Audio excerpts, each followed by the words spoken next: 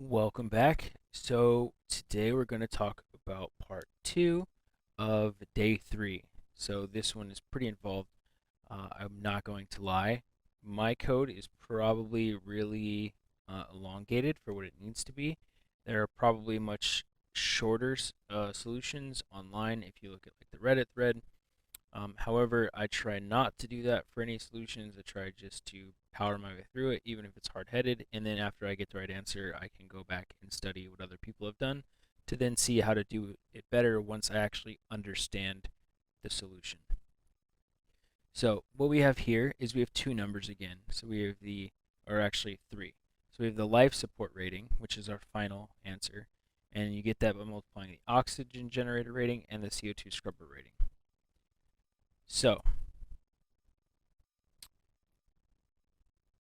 says right here, consider just the first bit of those numbers, and then keep only the numbers selected by the bit criteria. If you only have one number left, stop. This is the rating for the value which you are searching. Otherwise, repeat the process considering the next bit to the right. So what this means is, so first let me cover the oxygen first. So the oxygen rating is determined by the most common value in the current position, and the CO2 scrubber rating is determined by the least common value. So kind of what we did earlier. Let me explain this in depth though, because this is not as cut and dry as we did before. So let me actually bring up the puzzle for today. Okay, so what we have here is the puzzle. So what it means is we're going to look at this first bit, and we're going to say this is a 1, this is a 0, this is a 1. If these three were my puzzle input only, 1 is the most common number here. So what I do is I eliminate this altogether. I just wipe that out. This is no longer part of my oxygen rating because it's not the most common number in the first bit. Then I move on to the second bit because we've eliminated this and there's still more than one result. Then I see a 1 and a 1, so that's the most common number, so these both remain. Then I see a 1 and I see a 0. So these are not the same, but I need to get just down to one result. So it says here, if 1 and 0 are equally common, keep values with a 1 in the position being considered. So what I would do is only keep this first one because this is now my number and I would have my oxygen rating here. If I was doing this in reverse and looking up the CO2 rating, what I would do is I would look at this first bit and only consider the first number. 0 is the least common and there are no other zeros, so I would be done with just this number. Obviously, because everything has ones and zeros in it, these first couple bits are almost guaranteed to be repetitious and not give us only one value. So with that, let's close this and head over to VS Code. Alright, so as I mentioned in the day 3 part 1 video, this is a lot more involved than the last challenge that we had. So it needed to be a separate video, and there's going to be some concepts that we haven't quite covered yet. So I'm going to explain those as best I can in the amount of time I feel is adequate. And if I don't feel that enough was explained, I will try to put some more detailed information in the description for you to look up on your own or cover it in another video later. So firstly, as we discussed in the challenge, we have oxygen and carbon. We need to do them separately because they are not just opposites of each other. They can be their own unique number because they already exist in our puzzle input. So let's go ahead and just start with oxygen, and I will show you how we're going to make this simple at the end. We haven't really discussed functions. You could do this in a function and just invert what you're looking for, like change greater than or equal to less than or equal to. But for the sake of this, we're just going to write it out as elongated as possible just to explain everything. So oxygen is going to equal puzzle, and this is simply because we want to create oxygen as its own variable and not destroy or be destructive to puzzle. because we only want the last remaining result. So let's just do that with oxygen, keep whatever the last remaining result is, and then we'll be able to do the same thing for carbon without destroying puzzle as well. So the first thing we're going to do, like always, is initialize n at 0 outside of our statements, so we have a starting point, and then we can move through. We're also going to create search as an empty string. This is for the same reasons as we've done it before. I do want to show you something because I'm going to explain it here in a minute anyway. So initializing search as an empty string doesn't make search a variable that has anything in it. So what we're going to do in our statement here in a moment is say if search, and then if it doesn't, so if search exists. So let me show you how that process is. So obviously I can tab autocomplete search because it is a variable. However, if I say if search true, else false, you'll see that this evaluates to false because it doesn't have anything in it. So this is a variable that PowerShell does not see as having anything in it, so there's no value, so it's false. So using the if statement to see if something has something in it is a test to not see if it exists, but to see if there's something inside of it. So from there, let's just say while oxygen dot count is greater than 1, we're going to keep doing this. So let's initialize this check at 0. And we're going to say for each line in oxygen, we are going to then say x equals string line as in for the position as int. So this is something that you guys haven't seen me do before, but I'm going to explain it hopefully in a good amount of depth here. So if I just check, let me initialize n at 0, this is just for good measure. So if I just check line in, if I actually did this, if I just check this, I'll get a simple number back, 1. So that's fine. But if I say I want to then add this to something, it's going to then treat it like a string. And so if I say like so for each z in, say 0 through 4, just so you guys can see this, we're going to say line n, we're going to add this to check.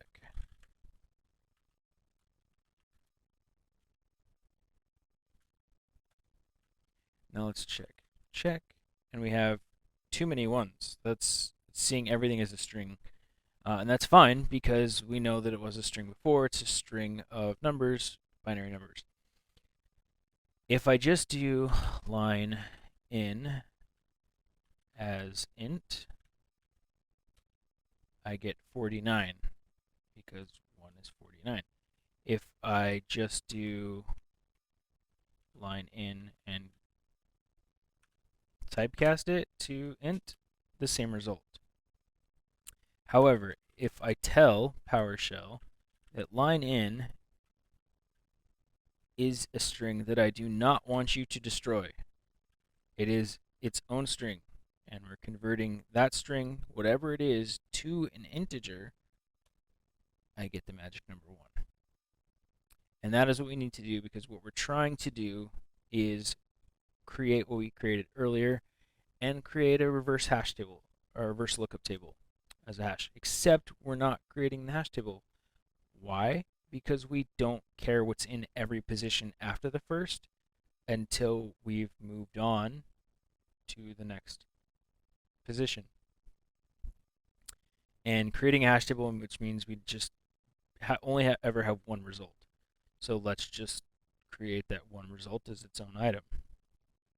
So what we're going to do is say check plus equal x after we have x. I could just move all this down here, but I want you guys to see it out individually. Let me remove variable check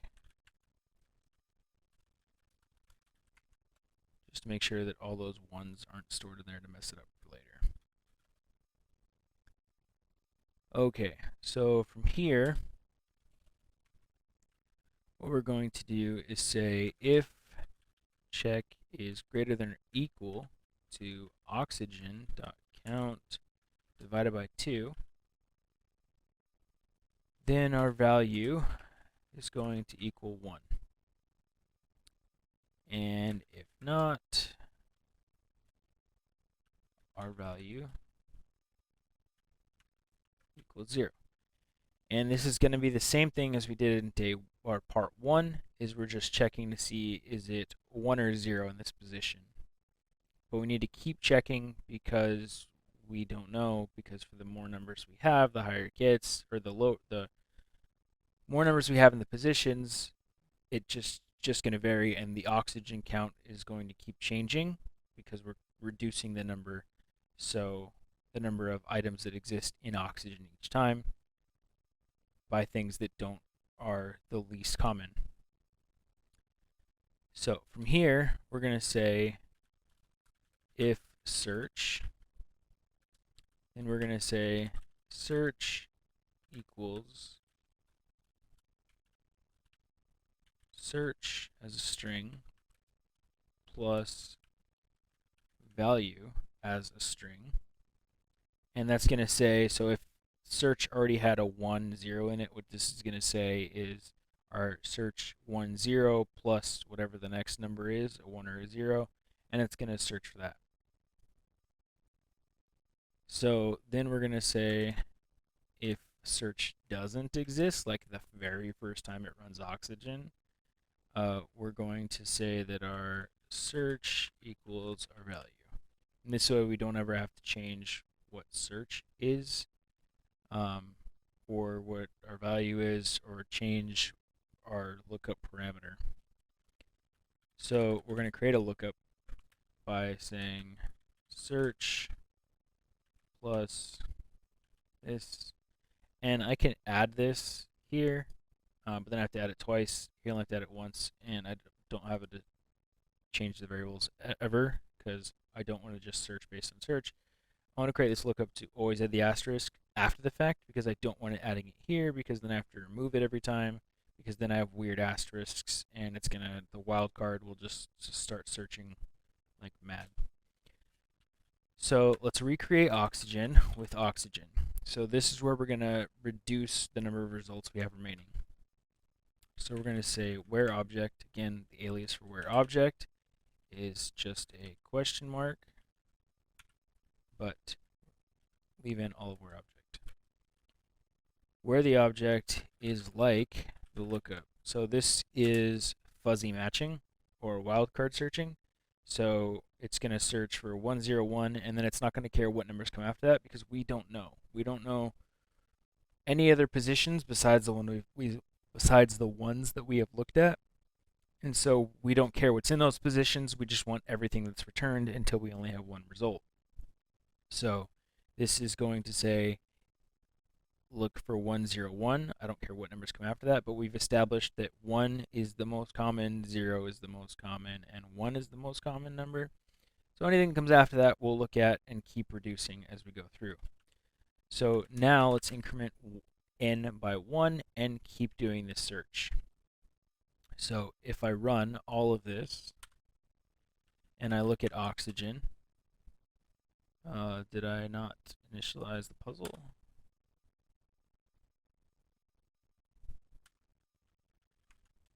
There. So this is the most common string of numbers after you've looked at each position individually. Carbon, we can expect not to be the same because we're looking at the least common and then reducing what's left. So this number that exists in the puzzle, it is the most common after you've looked at each individual position.